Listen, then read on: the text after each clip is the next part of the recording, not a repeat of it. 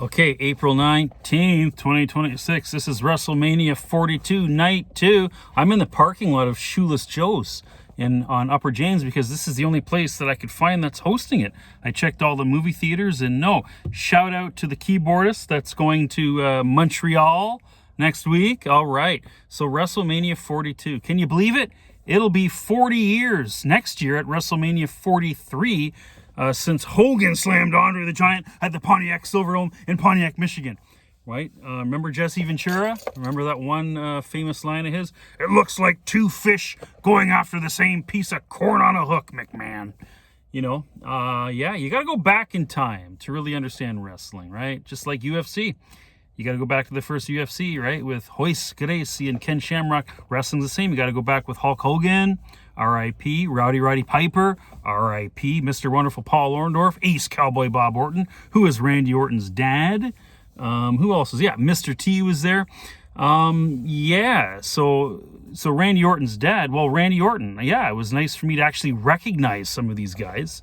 Last night. I didn't see it, but I checked out the card so I could recognize Randy Orton, Seth Rollins, Cody Rhodes, AJ Lee, but who was going up against Cody Rhodes? Randy Orton, yeah. Okay, and then tonight, yeah, it's CM Punk's second time to main event WrestleMania. I did not know that because I kind of checked out of wrestling after that contract signing with Punk and McMahon in the ring. And I know one of the biggest beefs that CM Punk had was that he never got to headline a WrestleMania. So, wow, I was surprised to see that he's headlining this one. And he actually headlined WrestleMania last year.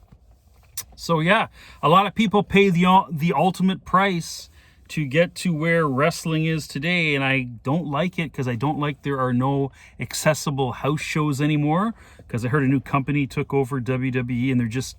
it's really expensive, like to watch any big event. So, yeah, the house shows are down, and that made wrestling very accessible and family affordable. A family could go out back in the day and it wouldn't break the bank. So that's one development in wrestling I don't like. I also have to say, those guys that paved the way for, I guess, the more relaxed schedule of the wrestlers of today, because back in the day those guys were playing, I've heard stories, over 320 40 nights a year, pretty much, all the time, sometimes 2-3 times a day, if you really go back in time. So yeah, RIP to the people that paved the way. And I know I'm going to forget a lot of names, but of course, if you're a new wrestling fan, go back and check out WrestleMania.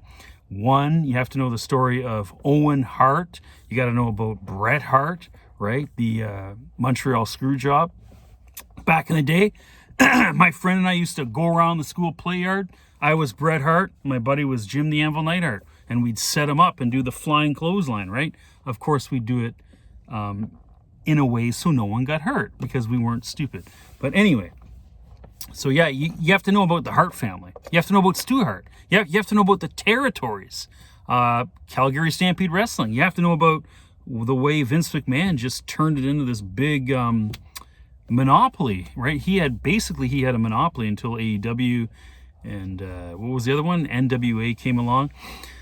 And I heard there's another one that CM Punk and Edge were in, AEW, or I forget. Anyway, yeah, you have to know people like Eddie Guerrero. You have to know about Chris Jericho, Fozzy. Jericho wants to bring wrestling to make it an Olympic sport because of the athleticism involved. Of course, Roddy Piper's passed on. Hulk Hogan, Andre the Giant, the Ultimate Warrior. I mean, I was in Toronto. I had a ticket. Yeah, I actually attended WrestleMania 6 when it was Hogan versus the Warrior. And yeah, Hogan passed the belt down to him. And I really, I kind of checked out then too. Then I came back into it. And then I checked out, after that CM Punk, McMahon contract signing. Yeah, I'm just saying that a lot of people have paid the price to develop wrestling to where it is today. And if I could change one thing, I wish you could bring in some more house shows. So, we don't got to pay like these extraordinary prices just to go see one of the big events like WrestleMania.